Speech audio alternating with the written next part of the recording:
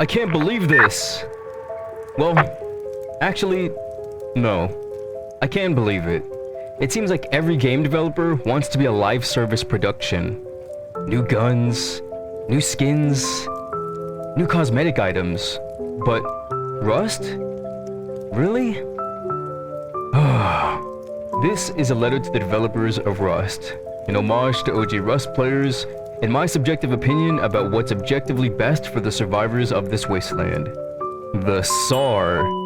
Every wannabe John Wick's wet dream. Accuracy, long range, and big damage.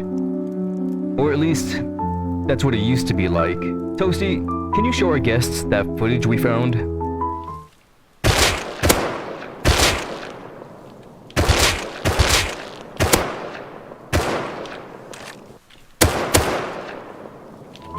The SAR was the weapon that you used to use for nearly everything.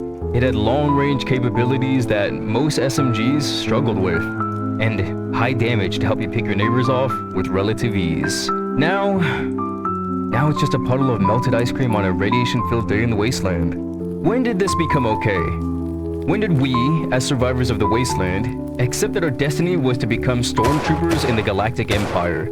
With new biome reworks, monument updates, and of course, let's not forget, aim cone. I can already imagine what the devs were talking about when brainstorming their additions to the game in the last couple years. Okay, everyone.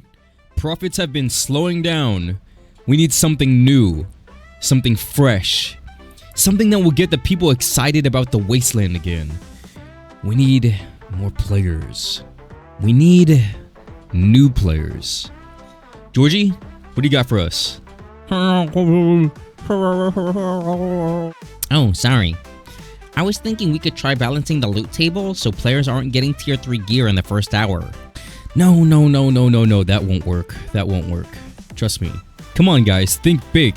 Well, how about we rework auto-turret reliability so that it's possible for smaller groups to raid larger groups without spending huge amounts of resources? You know, that way the little guys get a chance. Are you fucking stupid? Who in their right mind? Anyways, you're fired. Think. What are the kids really obsessed with today? What's gonna make us the big bucks? Waifus and aim cone? Oh, Reginald, you're a genius! Sir, there's already... We'll make it so that players have to rely on strategy and teamwork to achieve a common goal. Sir, Oh, and we'll release better weapons when the game gets stale. Oh, and get this, skins. We'll release cosmetic items at the same time. Reginald, you're getting a scrap raise. I know you've been saving up for some tuna cans. There's already a game like that.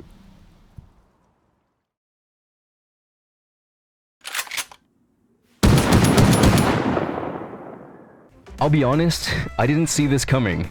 I've been running around the wasteland since its big discovery by survivors in 2014. Let me paint you a picture of what it used to be like for most of us back then. You came back from school, work, or whatever daily tasks you had. You logged into Steam and found out that Facepunch was fixing small bugs, and you were happy. The game was okay. The people you played with were glad to be there, most of the time, and you couldn't ever see this amazing wasteland dying or your friends leaving for any reason at all. This was the God game. Nothing could change that, unless it changed itself. Enter the high caliber revolver. This weapon does now what the SAR used to do just a couple of years ago. Albeit expensive, this weapon will put down anyone if you've got the skill. Just like Iron Mike Tyson. The SAR is the retired veteran who's seen plenty of battles over the years, and looking back, has nothing to be ashamed of for still hanging around the scene. Everyone loved it. Everyone has respect for it. But it's not what it used to be. Now, if the SAR is Mike Tyson, then the high caliber revolver is Jake Paul. Young, powerful, and expensive as fuck to deal with. The only way he loses is if he misses. If you compare the two powerhouses side by side, the only difference between the two is the era in which they were great. Which brings me to the point of Toasty and I's chat today. The wasteland we know and love is slowly being taken over by power creep. Gasp! I know, it's true. Or is it? You see, I don't actually know what our ice cream lords are whipping up for us at Facepunch, but over the past couple years, the most viable weapon has always been the newest one. And with the additions of these new weapons, what comes along with it every single time? That's right, new skins, new DLC packs, and new Twitch drops. Now, these things aren't inherently bad, but if you take into context that previous weapons like the SAR haven't been balanced to keep up with the new guns like the high caliber revolver, you can clearly see where the devs currently have their priorities focused. If you've been listening to Toasty and I's chats for a while, you know how we feel. Aim cone should not be involved in the wasteland. Not when you spend hours gathering resources, components, and a base to be able to make more powerful weapons. It's usually not worth the risk of losing said weapons. But if you are gonna make them, you might as well use them with safety in mind. Don't roam with expensive guns by yourself. Make sure to check your perimeter for door campers before you walk in or out of your base. And above all, stay frosty at all times. Someone left a note for Toasty and I. It's in regards to our chat about the World Update 2.0. This note reads, "We didn't have gun patterns in Legacy. We had the standard randomized recoil, which is fine by me. Aim straight at your target, know the range of your gun, and position yourself accordingly. Learning patterns as in CSGO is not smart nor fun. It doesn't bring anything. It is also a game-specific skill, which doesn't translate well in other games with different gun firing patterns. Also, most people despise such patterns. So do I. Why the f did I spend so much time in CSGO? God only knows.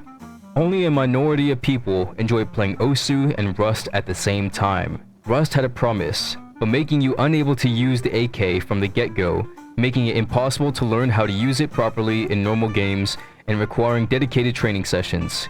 It's just tedium laborium." Thanks for your note. Firstly, I'd like to address the end part of your note. You mentioned that weapon patterns are tedium laborium. However, you've completely disregarded that upkeeping a base TC with resources as tedium laborium. You never mentioned that scrap running is tedium laborium, and you not once even hint at defending your base as tedium laborium. By the way, tedium laborium is basically this Joker's fancy way of describing his or her feeling that memorizing spray patterns is just arbitrary effort for something they dislike. Which brings me to the rest of your note. Why are you even playing Rust? If you don't want to play a game that requires you to consistently play to remain relative, why did you pick Rust? Some people might say, "Oh, Charbane, that's elitist. What you're saying, that's an elitist take." But it's not. This is the standard to play Rust. If you want your base to stand on its own foundation for a 1-week wipe cycle, then you have to consistently supply, defend, and weaponize your base to your best ability with the time you are allotted. The entire game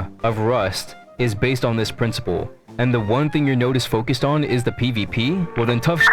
Should card games like Hearthstone just give you the best hand every time? Should you just start with the best skills, weapons, and gear in Elden Ring? Should every CSGO pro player in the next upcoming match be forced to use the least powerful weapon in the round so that everyone is on an equal playing field? The answer is no. Your entire note was suggestive that the game should be centered around a casual player, like yourselves, experience. And if that's what you want, then don't complain when no one wants to roam with top-tier gear. Don't complain when the people start roof camping more commonly. Don't be upset when the servers die within 3 days.